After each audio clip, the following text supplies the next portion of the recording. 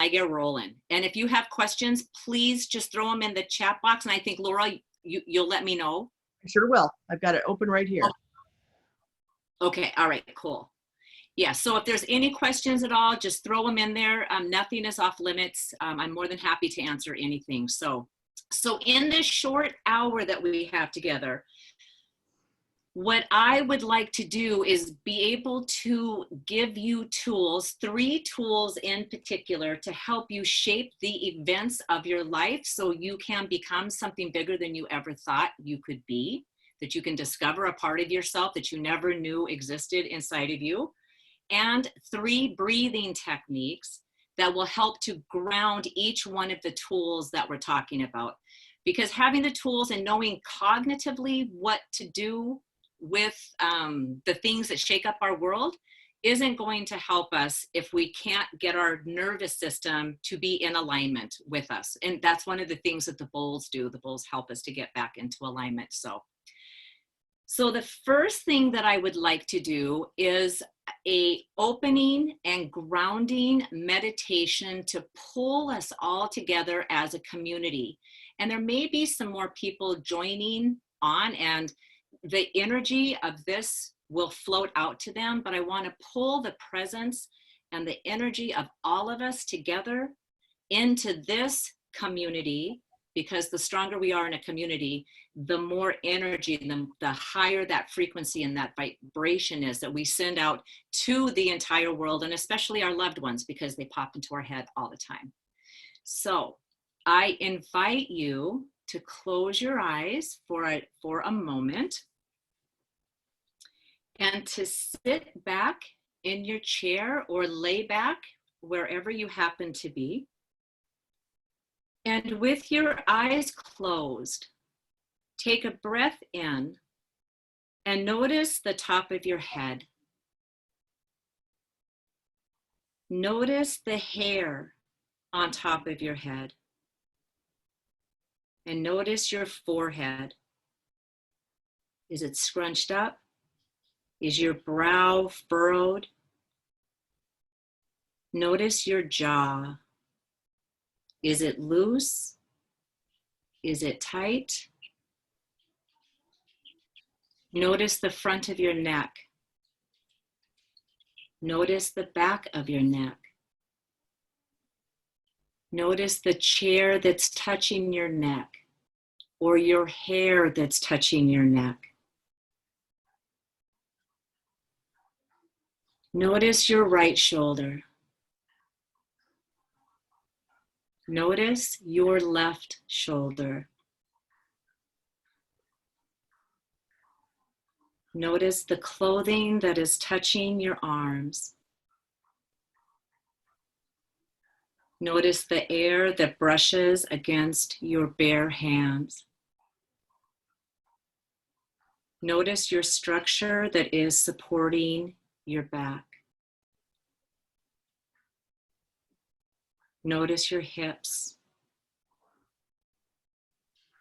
Notice your right knee. Notice your left knee.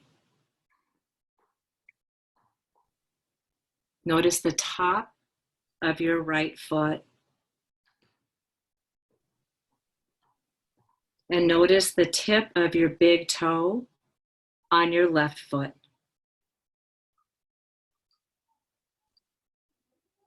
Now notice the tip of your nose.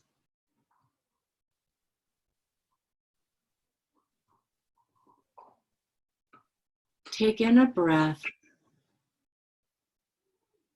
And now notice that part of you that is not you, but can notice you and can tune in to your body and your awareness. This is the invisible you, the essential you, the you that is not caught up in ego or your story or the world's present story. This is the entry point to your authority, the power that resides within you. Breathe into that power. And know that it is always there to serve you, to serve each one of us, because life is in our favor.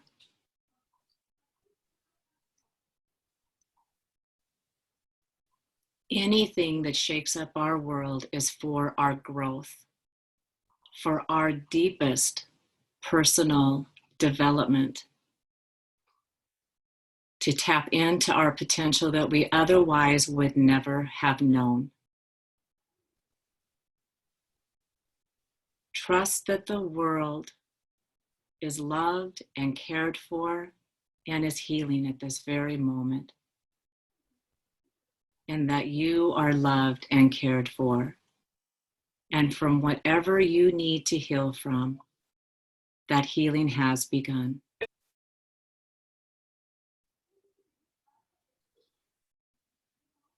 And with another breath, and when you're ready, slowly open your eyes and come back here to the presence of this group and this community.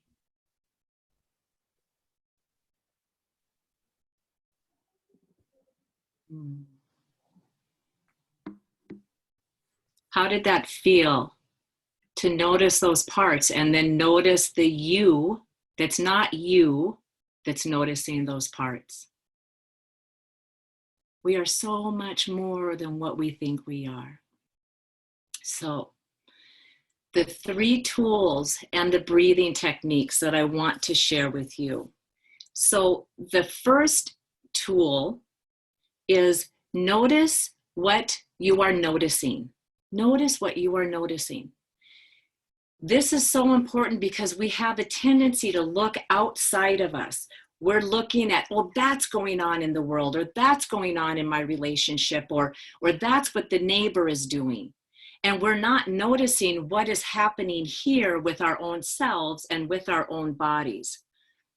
Energy is flowing to and through us constantly, like water flows through a faucet. Pure, pristine, clear mountain water flowing through that faucet. The same way energy flows to us above, and it comes down and goes through us and it circles around. It's called a two torus.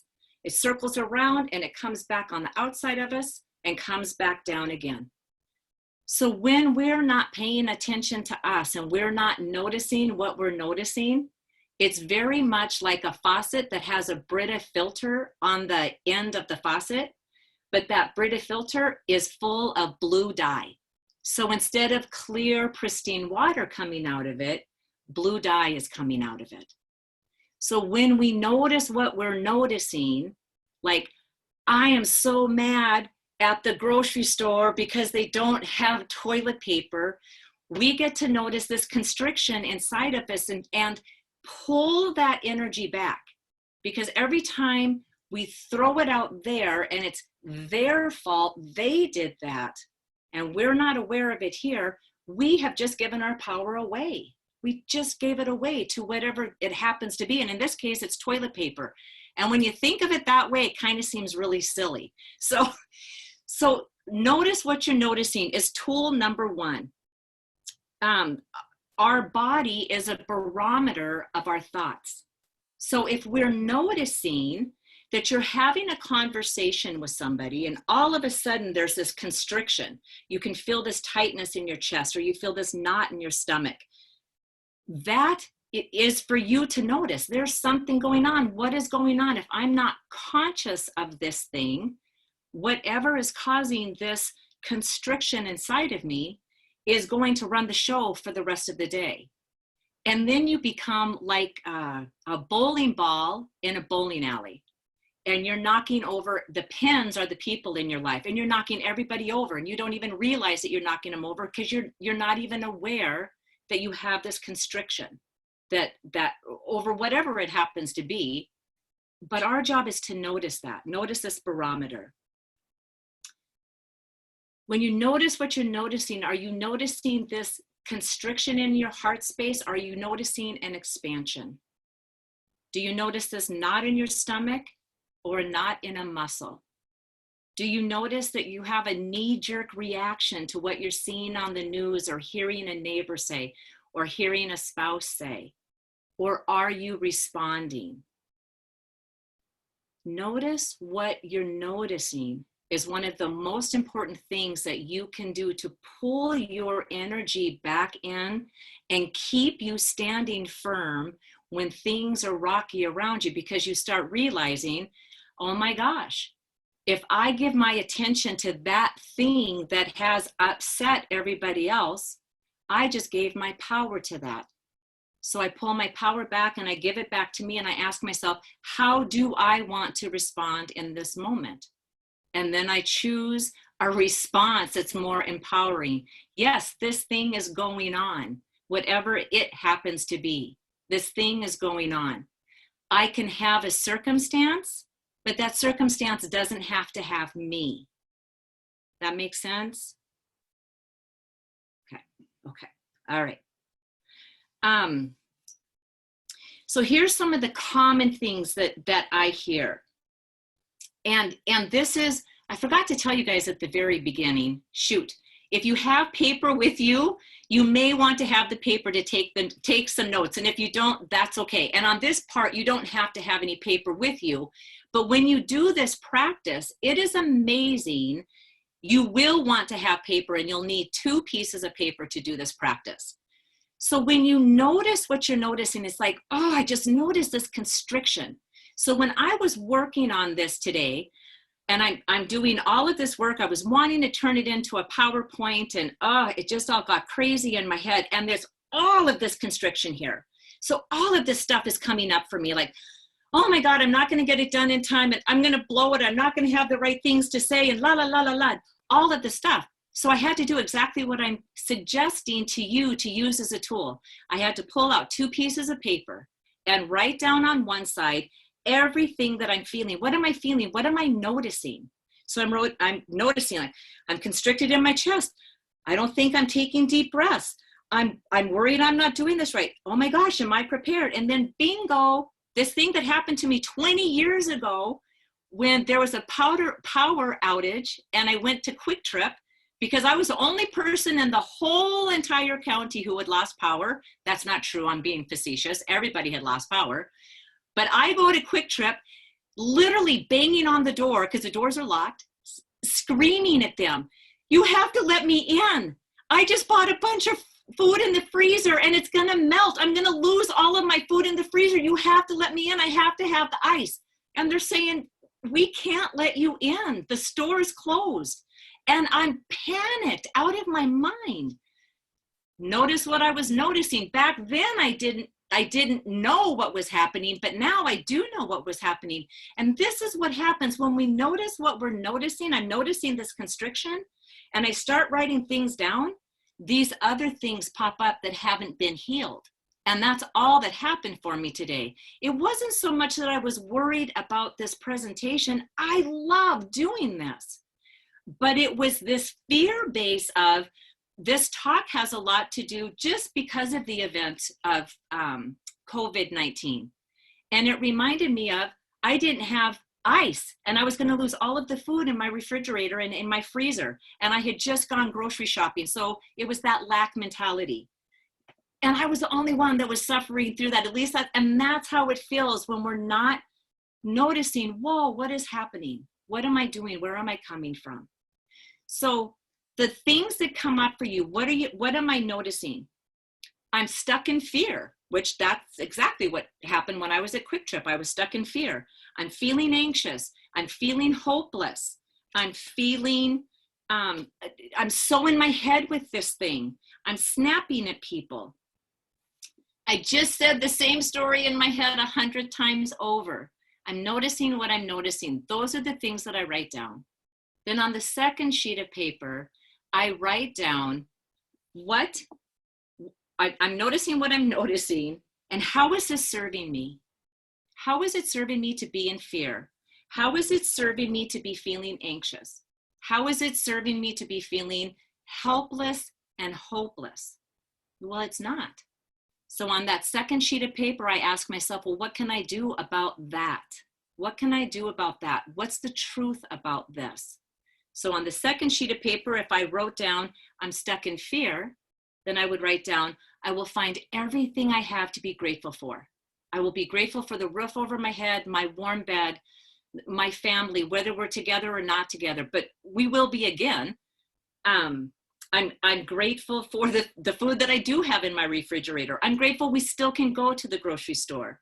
If I'm feeling anxious, I can practice breathing, and I'll show you a breathing technique that fits this just perfectly. If I'm feeling hopeless, I now have tools to start implementing. So whatever that feeling is that we're feeling, you want it out of you. Don't let it spin around here, because it's just like a snowball and it starts picking up everything else. As soon as you start writing it down, more information that needs to be healed will start coming up for you. And then you can see it in the light and the truth of what it is. Like the quick trip thing, I was in fear that I was going to lose that food. I've had a power outage before. I've lost food before. But in that moment, I mean, literally my world was crumbling in. So you lose a couple $100 in food. I'm happy and healthy and I have a home and my children are good. That's what I would have been writing down. So I notice what I'm noticing. I'm in a panic mode. Okay, are you guys with me? Does that make sense? Okay. All right. So when we get into this, the noticing what we're noticing, because your conscious mind isn't always going to notice what's happening, but your subconscious mind is. And your subconscious mind is the barometer that is telling your body, here's this constriction. Whoa, where did that come from? I was having a great lunch with my girlfriend and all of a sudden I'm here. Or like today, I'm finishing up everything for this presentation and I have this anxiety that comes up. What's going on here? It was the whole quick trip thing. It just hadn't been healed. That piece of me just hadn't been healed yet. So when we find ourselves in this place where we're so in our head, this is one of the most phenomenal breathing techniques that you can do to pull yourself out of your head. And it has a few steps. And I am more than willing to send you guys this information in an email if I can get an email from Laura, or send it to Laura and she can send it off to all of you guys. However, if you guys want this information, I can get it out to you. But this is powerful. So I can't read any notes. I don't know where I put that paper. So you're just going to have to go on the fly with me.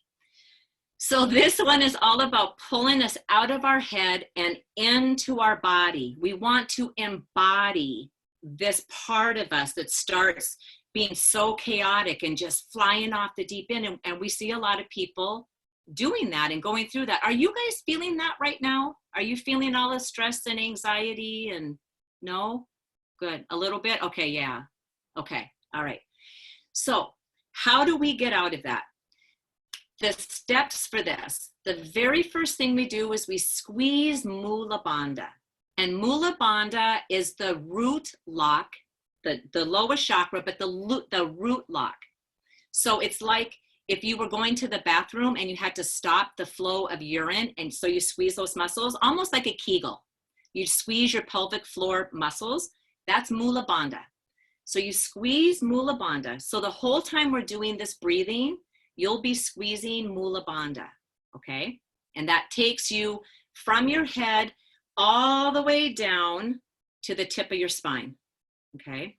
So step number one is we'll squeeze Mula Bandha. You don't have to start squeezing it yet. Then the next thing we're gonna do is imagine a channel, a central channel that starts from the crown of your head, goes through the center of your brain, through your throat, through your chest. This is not painful. It's a beautiful channel. It's light. It goes through your chest, through all the way down through into your belly. Okay, so that's the central channel. The third step is when we breathe, we're going to take a breath from the top of our head and we're going to pull it down through this central channel. So through the crown of our head, in the middle of our brain, behind our third eye, down through the throat chakra, down through the heart space, down through the stomach, and into the belly. And this is the part that just feels like you're doing, you know, this thing, because you want to squeeze Mula Bandha and breathe into your belly at the same time.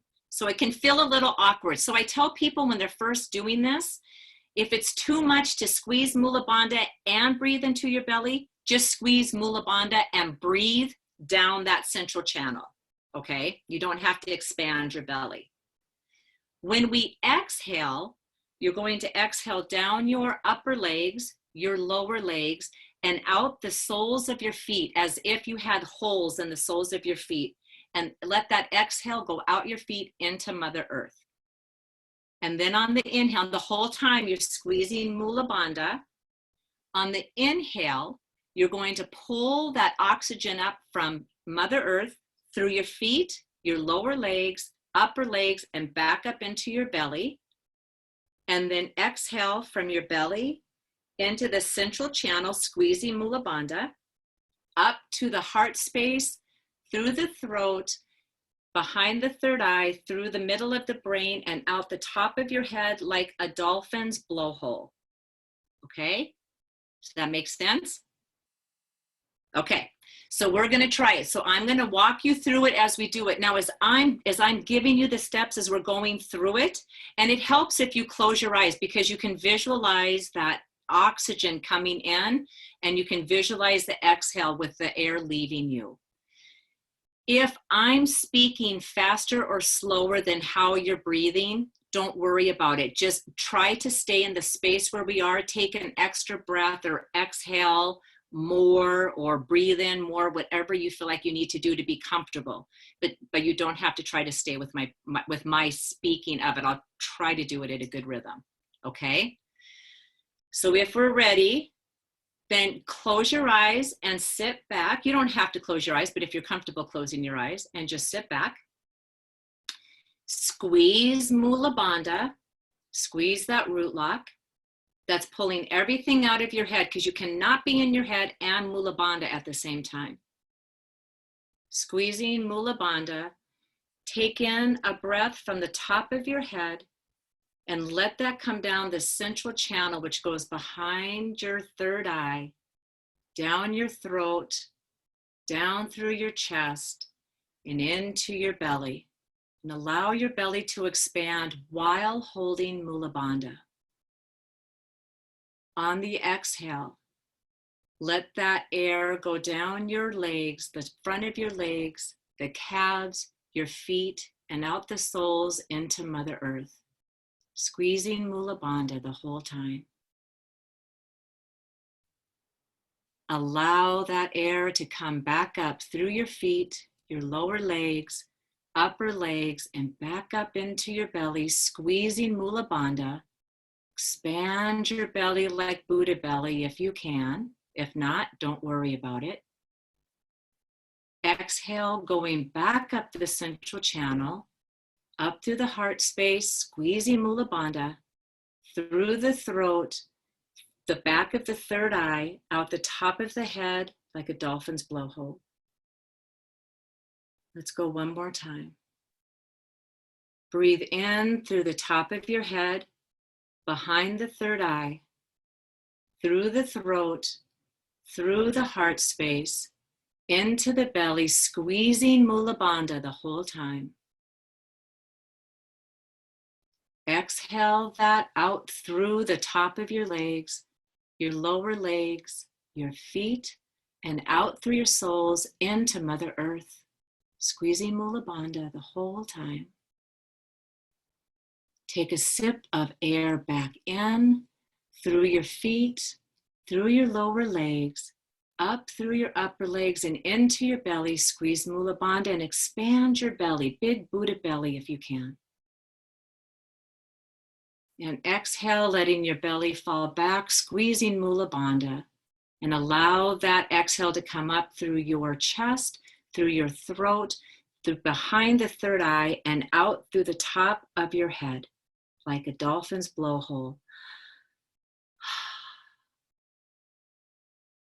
Just feel your body for a moment.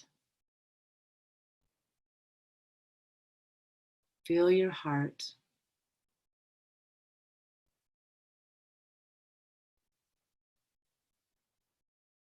And then come back here. Sometimes it's hard to do these breathing exercises later in the evening because people can fall asleep. How did that feel?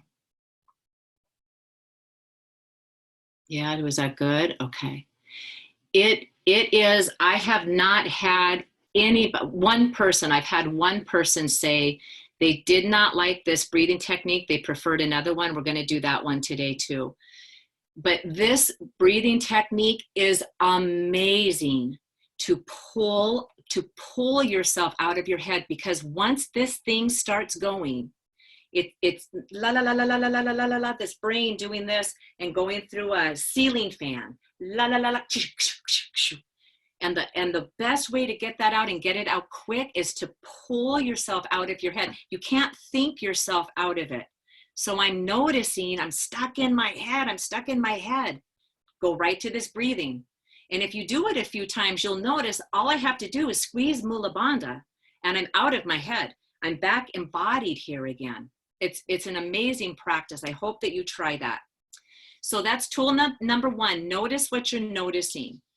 Tool number two, don't label it. Whatever the thing is that's shaking your world, don't label it. Don't catastrophize it. Don't make it good. Don't make it bad. Don't make it right. Don't make it wrong. Just don't label it. Because again, once we give it the label, and especially bad, because if everything in our life is just, whoa, this is wonderful, I'm in all this bliss and all of this joy, we're not normally saying I have a shaky world going on. It's the things that we, air quotes, say are bad, and they're seemingly bad. They're seemingly bad. Even this whole thing with COVID-19, the blessings that have come out of this are astronomical. I quickly caught on the news, I was trying to see what the weather was going to do, but I caught the NFL just donated like $35 million. I'm not exactly sure on the fact, but some kind of millions of dollars, not to health care, but to people who need the money, who have lost their jobs because of this and don't have unemployment or other means to care for themselves. There's so many beautiful things that are coming out of this. So if we call this thing bad and the other things that happen in our life bad, if we label it, then we lose the ability to know that part of us, that remember the noticer, that the noticer that's not us, but can notice us. That piece of us, I call it the God piece in us, that God piece in us just gets shut off because it's all bad. So all we see is the bad. We look for the bad. So don't label it. You guys may have heard of this. I'm going to read it because it's so beautifully written. And every time I try to just tell the fable, I don't tell it as well. So I'm going to read this to you. An elderly, hard-working Chinese farmer and his son had a single horse. They used the horse to plow the field, to sow the seeds, grow the crop, and transport it to the market. The horse was essential for the farmer to earn his livelihood. One morning, the horse broke free. One morning, the horse broke the fence and ran away into the wood. When the neighbors found out that the only horse the farmer had run away, they came to comfort him. They said, "Your only horse has run away before the planting season. How will you till the land? How will you sow the seeds? This is so unfortunate. This is bad luck." And the farmer replied, "Good luck, bad luck, who knows?" A few days later, the farmer's horse returned from the woods along with 2 other wild horses. When the neighbors found out about that news, they said, "Now you have 3 horses. You can till the land much faster with 3 horses. Maybe you can buy more land and sow more crops and make more money. Or you could sell the other 2 horses. Either way, you will be a rich man. This is good luck." And the farmer replied, "Good luck, bad luck, who knows?" The next morning, the father's son started training the wild horses so they would help till the land. While attempting to mount one of the wild horses, he fell down and broke his leg. Just before the sowing season, the son would not be able to help the farmer with his broken leg. The neighbors came once again and commented, "This is really unfortunate. This is bad news." And the wise farmer repeated, "Good luck, bad luck, who knows?" A few days later, the king's men started to visit each village in the kingdom. A war had started between their kingdom and a neighboring enemy state. The king's men were enlisting the eldest son from each family to join the army so that they could defeat the enemy state. When they came to the farmer's house, they saw the son with the broken leg. He would not be much use in the army, and hence they didn't take him. He was the only eldest son in the whole village who was not forcibly taken by the king's men to fight the war. The neighbors, some of them with teary eyes, came back once again to the farmer and commented, "Your son breaking his leg was really fortunate. He was the only one that was not taken. What a stroke of good luck." And of course, the wise farmer said, "Good luck, bad luck, who knows?" So when we don't label the thing, right? Did you guys like that? Have you heard that before? The fable? Okay, cool.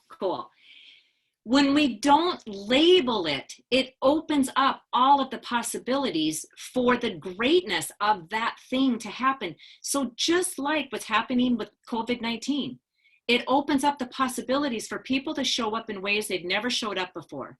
It allows them to be creative in ways they've never been creative before. I believe Laura said that she got to learn how to do Zoom because of this. And then a couple funny things that she said before we got on here, so I'll let her say that. But it's amazing what happens when we don't label something bad.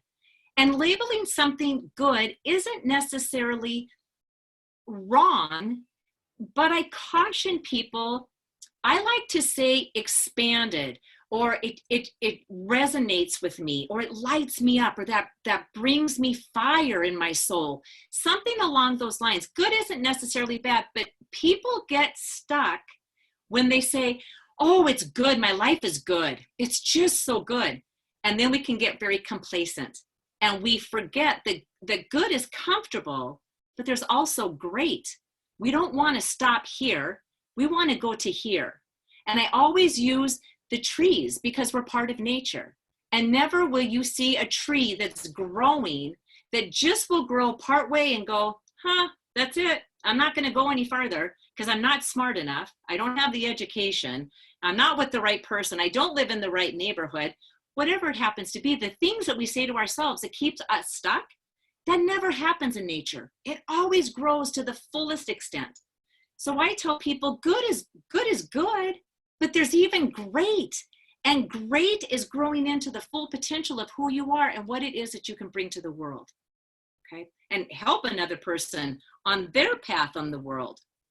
So I wanted to share with you this fun little story that happened with labeling thing that happened in my personal life. So my husband, 4 years ago, I asked him if we could go on a 2-month vacation. No, that he didn't even, it was ridiculous. He labeled that ridiculous. Those were his words. That's ridiculous. That's out of the question. I had to write it down. That's impossible. You're crazy. It's like, really? Have you even thought about this? It was like, no, it had all the labels. Impossible. That was the other label. It's impossible. This could never happen. So that year, I told him, I'm going to be gone. I wanted to be gone January and February, and he wasn't going to have it. So I said, well, I'm going to be gone. I'm taking off 1st of January, and I'm going to Florida. And then how about if I come back in 2 weeks, pick you up, and we'll go down to Mexico for 2 weeks. Can you do 2 weeks? He said, yeah, we can do 2 weeks. So I came back, picked him up. We went down to Mexico, came back, or did the whole month. We were gone for the whole month. And he enjoyed it so much. And his boss, he didn't think his boss would let him off of work. He's not self-employed, so he had to ask his boss for the time off. But his boss, he didn't think his boss would let him off of work, and he did. So then this started this little seed inside of him, and instead of labeling this thing as impossible, he started labeling this thing as, this could be possible. It's not impossible. There's a possibility that this could happen. So the following winter, I knew I wasn't going to go away because I had some stuff going on here, so I needed to be here. But I told him the next winter, which would have been 2019, 2 months. I want 2 months and we're out of here. And either you're with me or you're not with me. But I'm going to be gone for 2 months. And it took that man literally 2 years to build up the courage to even ask his boss, was it possible? Because he had labeled it in his own mind, impossible. It'll never happen. This is crazy. And he had told a friend about it, and his friend even said, no construction company is going to let somebody go for 2 months. What are you talking about? Well, he went in and he asked his boss, and his boss said, are you okay? Is everything all right? Like he thought there was a health condition. And he said, no, everything's good. It's just like, I just want to be gone for 2 months with my wife. And what do you think? And his boss said, yeah, I guess so. Go ahead and have fun. So we did that for 2019, did that for 2020. And now he's saying, I think I want 4 months off. So this man went from completely labeling this thing as absolutely impossible to now it's like, oh, so what is that, 4 years later? No, I think that's 4 years. Now moving into, I want 4 months. I want 4 months off. Because when we don't label it and keep it inside of a box, the thing has the opportunity to show us something more about ourselves. Like, I'm courageous enough to even ask for the time off. Where before he just, not that he's not a courageous person, but to go in and have the audacity to ask for 2 months off from work, that's crazy. So I hope that makes sense. I hope that's resonating with you, that when we label something, we shut it down. We totally shut down the thing. So with the COVID-19, it's like I'm looking for everything that's good that's going on with that. All of the beautiful helpers that are showing up and the way that the helpers are getting support around the world. There's so many beautiful things that are happening because of this thing that's seemingly bad, okay? So that was tool number 2, don't label it. What if through this thing, your best health regimen happens?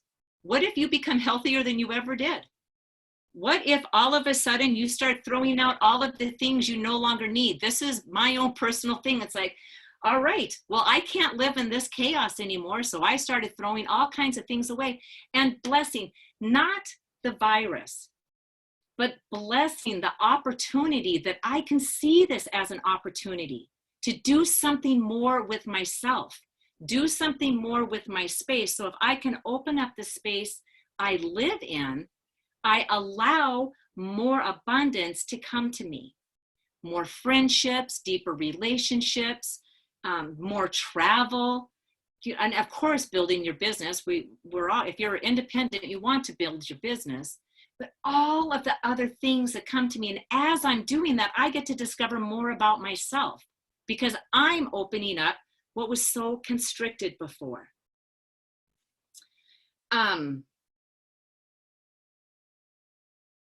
Yeah, the other thing that I noticed with this thing with COVID-19, I had been in a rut because all of a sudden I'm not doing the things that I used to do. And I would imagine you guys are noticing that too, that you do the same pattern day after day after day, and it just becomes so rote that you're not even paying attention. It becomes very subconscious and you're not even paying attention. You're not even in that moment of what it is that you're doing. And so I have had to become very conscious of the work that I'm doing and what am I doing and how am I doing it? And knowing that as I'm doing it, even this work that, right, tax season, even though it got extended, not labeling that as bad, being grateful that I earn an income that I'm able to pay taxes into. So the tool number 2 is not labeling it. Don't label it. Okay. Are there any questions about anything that I have said?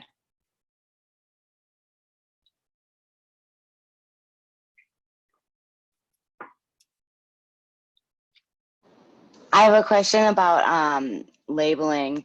How do you Yes. it sounds, I think it sounds easier than it is. So how do you like check yourself when you realize that you're labeling and retrain your brain not to think that way? Because I guess I've always been like black and white, and I struggle with, I notice that I'm Uh, saying this is bad, but I can't, like, it doesn't sink in. Like when I try to retrain, I'm like, okay, this isn't bad, it just is. But really, I'm like, this still sucks. Do you know what I mean? right. Yep. So, and it's not denying that there's, are you talking about just any incident, or are you talking about what's happening right now? I think just anything, I guess. Yeah, especially right now, I guess it's exacerbated. But even with me, like sometimes I'll hit a red light and I'm like, oh, this is the worst day ever. Because I didn't get a green light sometimes. You know what I mean? Like little things even. Yeah. Yeah. Yeah. So yeah, so the way that you do it is, so remember the first one, notice what you're noticing.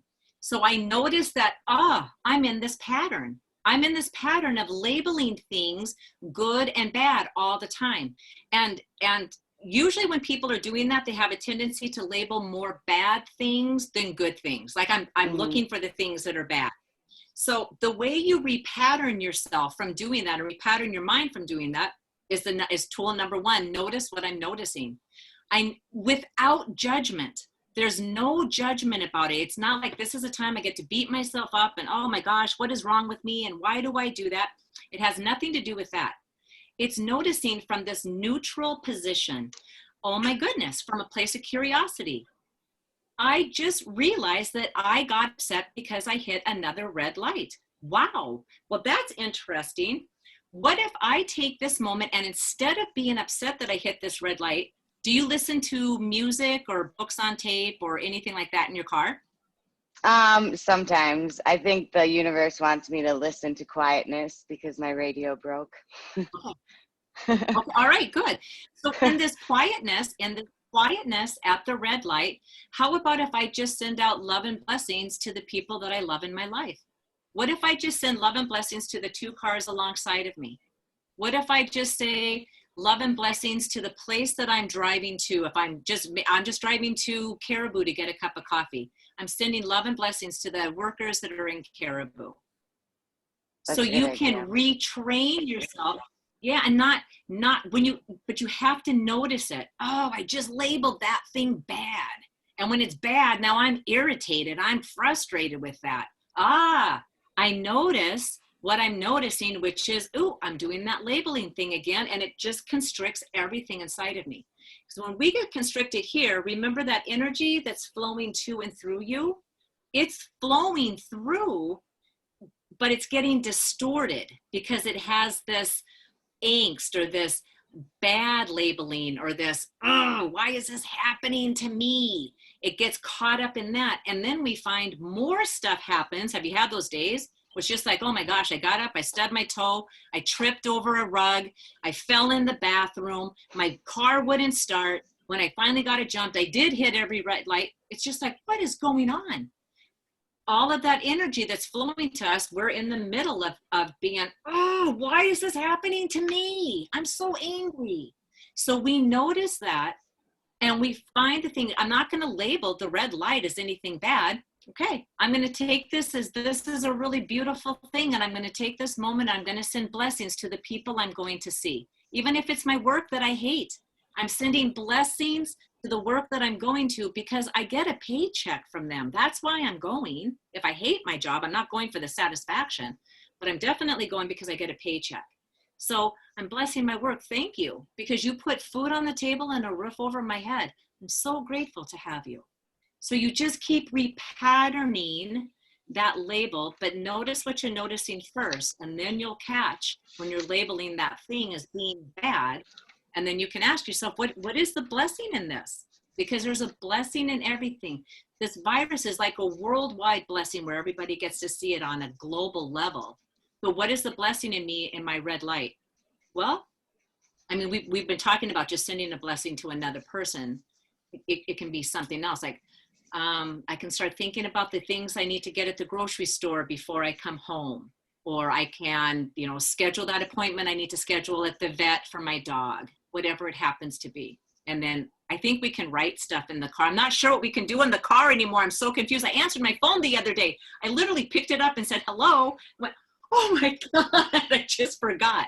So I think you can write at a stop sign. I think you could write down something like if you had a grocery list, you could take that time and write that down, or just be quiet and still in the moment and go right to your heart. This next meditation is all about synchronizing the heart and the brain. Meditate, it's not a meditation, it's a breathing. And it synchronizes the heart and the brain. So when you're stuck at a red light or something is happening and you're being held up, you can't get to that place you want to be to, you can squeeze Mula Bandha, or you can do this other breathing technique that we're going to do. Does that make sense? Did I answer that? Okay. In 5,000 words or less? All right. So, all right. So this next breathing is called quick coherence breathing. And this is to harmonize the heart and the brain. So this is from Heart Math. Actually, Tammy Briggs was doing some Heart Math hotspot. I never even knew there was a Heart Math hotspot. I thought that was totally cool, but I've been doing this quick coherence breathing. There's some other breathing techniques they do too, but I've been doing this for so long. It's like, cool. Now I know about a hotspot. So when you do a quick coherence breathing technique, what happens is it literally synchronizes the heart and the brain. Did you guys know that the heart has thinking neurons? Like how the brain can think? Do you know that the heart has thinking neurons? No? Does anybody know that? Yeah. Thinking neurons, 40,000 thinking neurons. So when people say like, oh, you're wearing your heart on your sleeve. Oh, you're just thinking from your heart.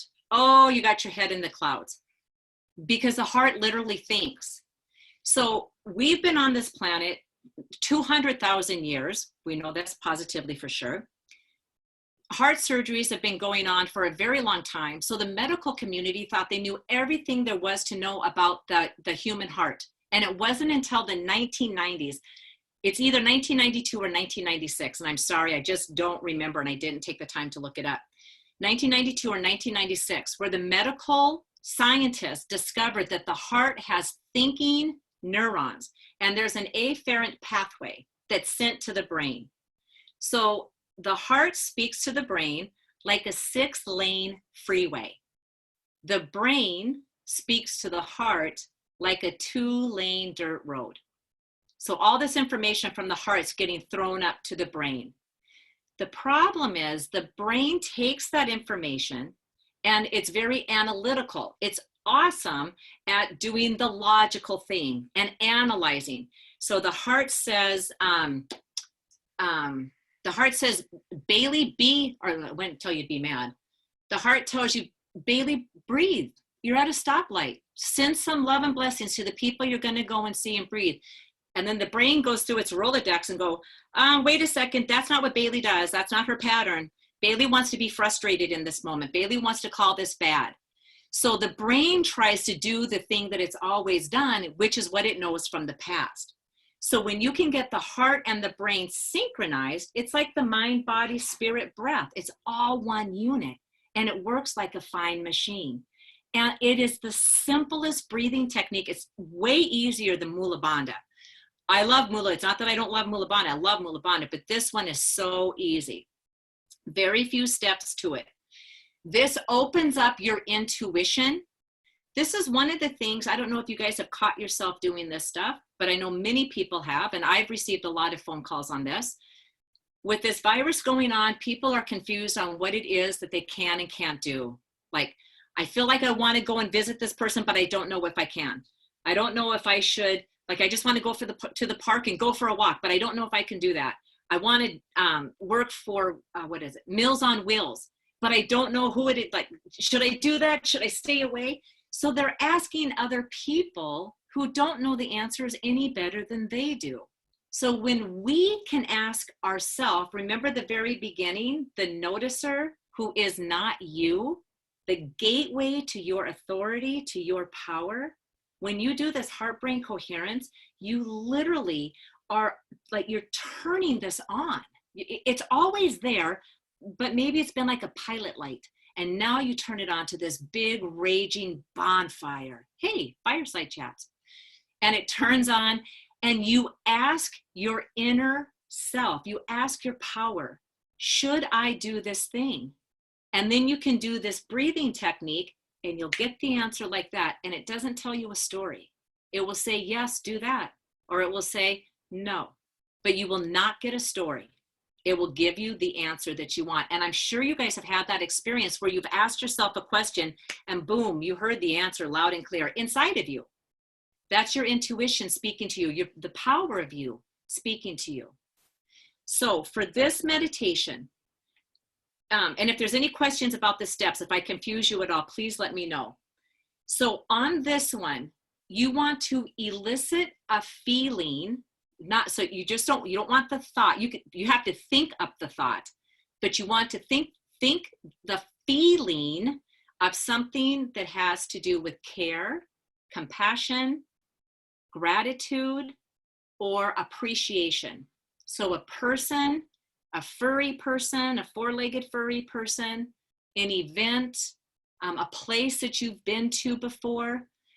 Right now it seems really easy because we seem to have so much care and compassion going out to so many people right now that are isolated and alone and afraid. And I know, Laura, with your mom on here, that I know that that's a very close thing for you. So it's just eliciting that feeling of care, compassion, gratitude, or appreciation.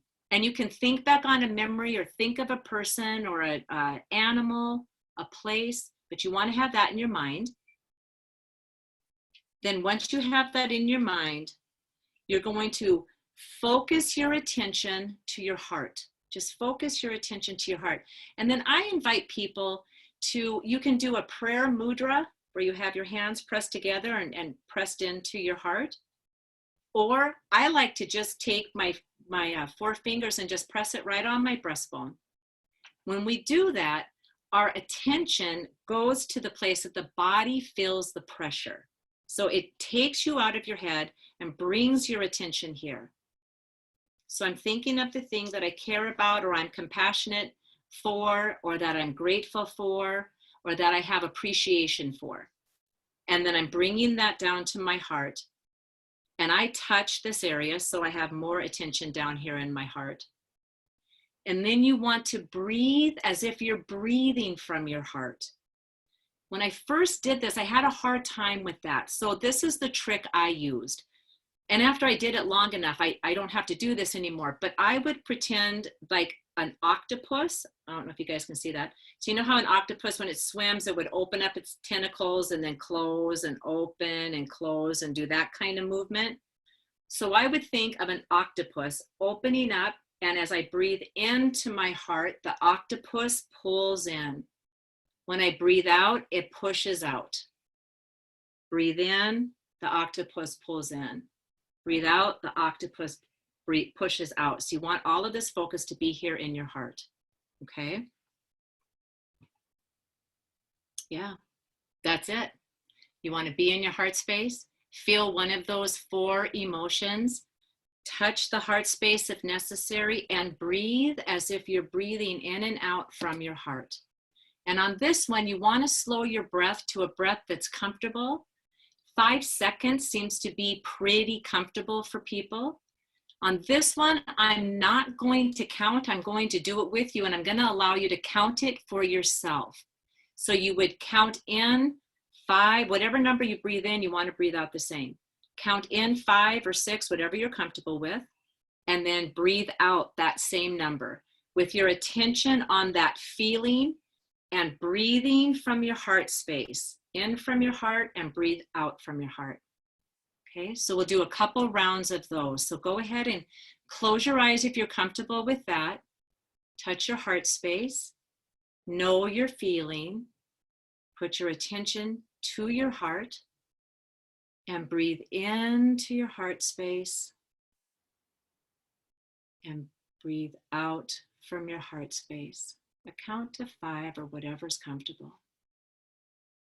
Holding your attention in your heart. Breathe in. Breathe out from the heart. Hold that emotion in your heart. Breathe out. Keep breathing on your own, holding that intention.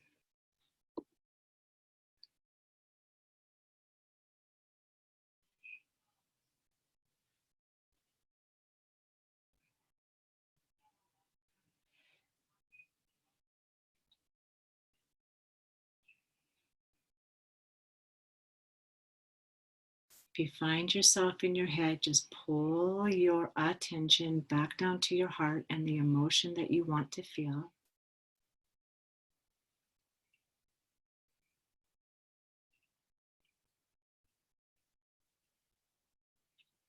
Couple more breaths.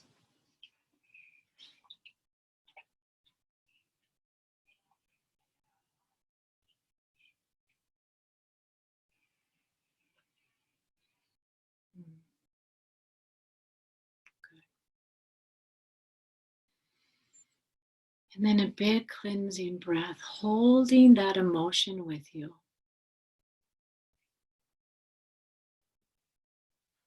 And then come back to this space and time.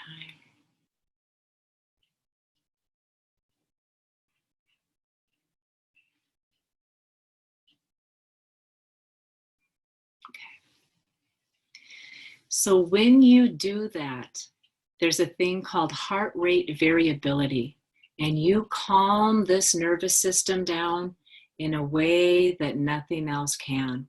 And you can see it. It's really beautiful. I have the app. It's just not something I could do here over the computer. You have to do it in person. But you literally can see your heart rate.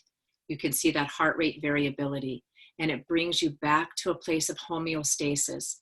And this kind of breathing opens up that trap door between your consciousness and your subconsciousness. And it allows for more insight and you discovering more of yourself. You know those things where you're just like, oh, I've got it. I've got the answer. It opens that up. But it brings your mind, body, spirit, breath into such an alignment. Did that feel good? Yeah, good. Okay. Yeah, I love that one. That one feels awesome. Okay. All right. So that was tool number 2. Don't label it. And then that's a breathing that when we get into that place of that's bad, this thing is bad, and I'm so upset. And we go from that fight or flight kind of place, reacting to everything. That breath will pull all of this back in and allow you to get back into alignment and allow this harmonization. So the heart is speaking to the brain and the brain is hearing it effectively instead of going to that analytical part of, oh, I don't know. I don't think we should do that because in the past you tried that and that didn't work out for you. It's completely different. And when a question comes up for you, when you can't make the decision about something and you are asking everybody else, ask the question to yourself and then do that breathing technique. And usually while you're doing that breathing, the answer will pop into your head. If it doesn't pop in your head, then it will pop in your head sometime shortly afterwards. And you only have to do that for 3 minutes. That's a 3-minute breathing technique that literally will change everything and get you back into homeostasis, heart-brain coherence. Okay, awesome. All right, tool number 3, how am I doing? Oh my God, how did it get to be 8:05? Do you guys need to go? Is everybody okay? Okay, I'll make this quick. All right, so tool number 5. What would I love? Number 5. Tool number 3. What would I love? What would I love? We don't seem to think that we can ask that question when this kind of stuff is going on, whether it's an argument with our spouse, our husband or wife, or there's something that's happening out there, or you've been betrayed, something bad has happened, and we don't think that we have a choice in that. And we absolutely have a choice in that. We have to have a choice in that, or the world is going to run the show for us. So we ask ourselves, what would I love? What would I love? So with this going on, I started asking myself, what would I love? And you know what I would love? I would love world peace. I would love world peace. And it wasn't but 6 short months ago, I was talking with a colleague, a very good friend of mine, what do I want to say? Outside of the box thinker, same spiritual laws, universal principles. And I had said something about, world peace, and God, I just would love having world peace. That's ridiculous. That would never happen. That could never happen. It's never been, it's never going to be. And it's just like, I was dumbfounded. I did not expect this to come out of his mouth. Completely dumbfounded. And this is going on. And I'm thinking people are helping in ways they've never helped before. Did you guys hear about the soccer teams in Europe? They're right. You know how soccer in Europe, it's for the death. There's no mercy. And these soccer teams are coming together. Rivals that have been rivals forever are coming together to help other people. People that never would have come together are absolutely coming together because of this thing. So when we say, what would I love? And I've said forever, I would love world peace. Well, 6 months ago, that was ridiculous. And nobody ever thought that this kind of pandemic would happen, yet it's happening. So now when I ask myself, is it out of the realm of possibilities to have world peace? Absolutely not. Because would anybody here believe that 6 months ago, the whole entire world is going to be shutting down because of this virus? It's like some sci-fi movie. No, of course not. That would never happen. But it's happening. So why wouldn't world peace happen too? We're getting to step up on it with all of this stuff that's happening and people showing up in ways they've never shown up before. I think it's beautiful. I just love that. What else would I love? I would love to feel more peaceful. I would love to feel healthy. I would love to feel calm. I have a feeling you guys would love to feel the same way. So while this is going on, or while I'm at the stoplight and I don't want to be stuck at the stoplight, what would I love? I would love to feel peace and calm. I would love to be able to do that quick breathing and just know, boom, it comes automatically and there it is. I would love to feel in control. I would love to discover my true creativity while I'm stuck in my house more than what I want to be. I would love for this time to deepen some relationships that need to be deepened. If there was ever a time to have a great excuse to pick up the phone and call that person that I've been afraid to call because so much time has gone by, this is the best time. So when we ask ourselves, what would I love? This becomes a game changer because you start looking for the opportunities that are more serving of you, more empowering, more expansive in your heart space. And remember, this heart is thinking. And the more that we can expand that, just like when we're thinking in our head, if we can get out of the clutter in the house and go for a walk and free our mind and clear our mind, then we get those fresh ideas. Same exact thing with what would I love, deepening these relationships and coming from a heart and calling that person that I've been putting off for 5 years, 10 years, 20 years, right? So you ask yourself, what would I love? Because you have a choice. At any given time, we have a choice. We don't ever not have a choice. So the breathing exercise. Oh, and the other thing that's happening, board games. Did you guys see that? Board games are being bought up everywhere. The stores are emptying the shelves on board games. How wonderful is that? I used to think I was a nerd because I love board games. I love board games. It's like, woohoo, now I'm part of the hip club with my board games. So, all right, so many wonderful things are coming from that. So that's the other thing. Now the breathing technique for this one, and we won't do the whole thing unless you guys want to, you have to let me know. The steps are exactly the same as the heart-brain coherence, the quick coherence that we just did. You pick an emotion, care, compassion, gratitude, or appreciation. You pick one of those. You associate it with a person, because just having the idea, you want the feeling of it. So you associate it with a person or a pet, a place that you have been.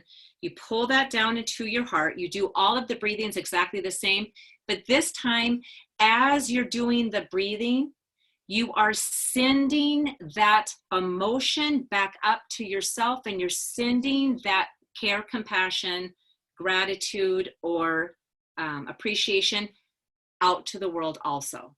So the other ones you're just doing, you're right here in your space. And this last one, you do the same exact thing, but you send that emotion out to yourself and then let it go past you, past your room, past your house, out into the world. Okay? And make no doubt about it, the world feels that. There's been studies on this, and the world feels that it's not wasted time.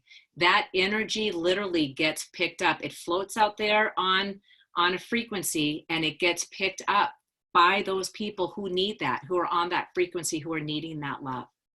So it's up to you guys if you want, and this one is called a heart lock-in. If you want to do that breathing technique, we can do that. I know we've run over and I didn't mean to do that. Go ahead and do that. Okay. All right. So we're going to go back to that space again. We're going to, you can think of the same thing that you thought of in the last breathing technique. That's fine. Or you can think of something different, but it's care, compassion, appreciation, or gratitude. So get that, conjure up that image, and then pull that feeling. You want the feeling of it back down into your heart.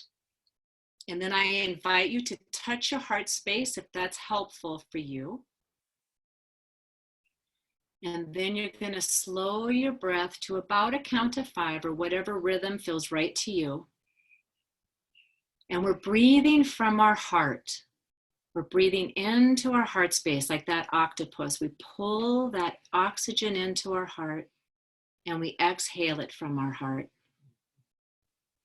And every time we breathe in and out this time, we send this emotion, this feeling that we have deep in our heart, we send that up to ourselves.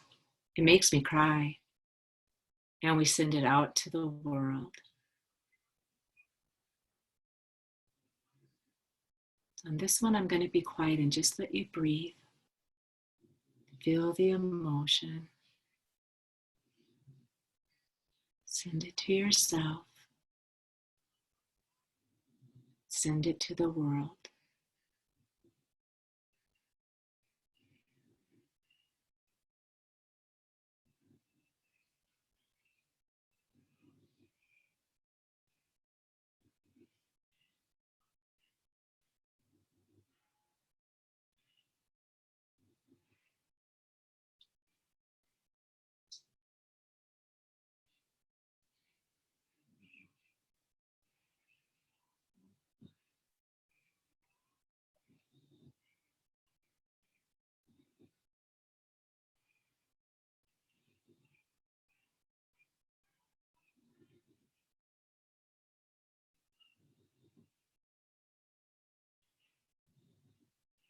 Let's take 2 more breaths.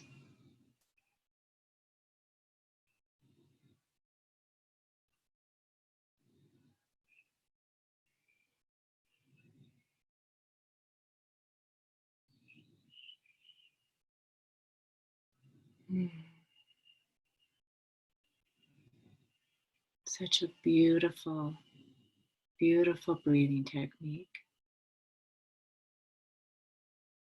And then take a breath just to ground yourself and come back here to this space and time.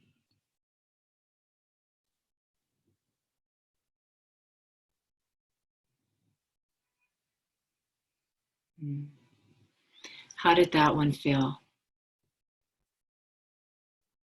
Good. Okay. Awesome. Awesome.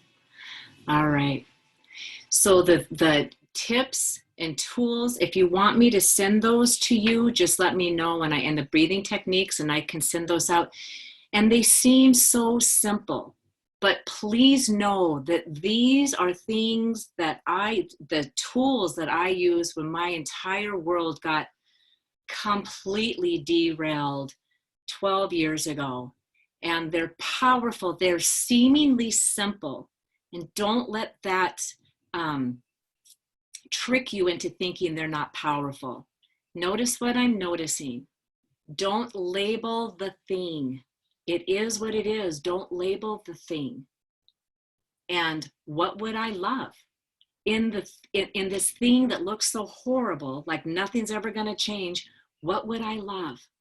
And in that, you align yourself with a vibration that allows you to come up with the questions and the answers because you're coming from this deep space inside of you. It opens up doors and things happen out of the blue that you could not make happen. It was my pleasure being with you guys. I hope that you got